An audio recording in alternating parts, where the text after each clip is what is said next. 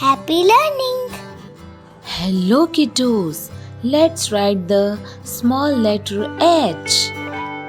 Let's start. Start from the top and make a standing line to the bottom. Then go to the middle and make a curve reaching the bottom. Let's write again. Standing line and make a curve. Now you try.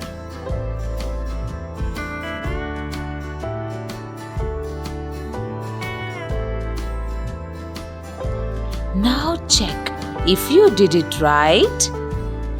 Yes, well done. Now you know how to write the small letter H. Next time we will write the small letter I. See you on the next video. Bye-bye. Thank you for watching. Like and share. Don't forget to subscribe our channel. Click the bell icon.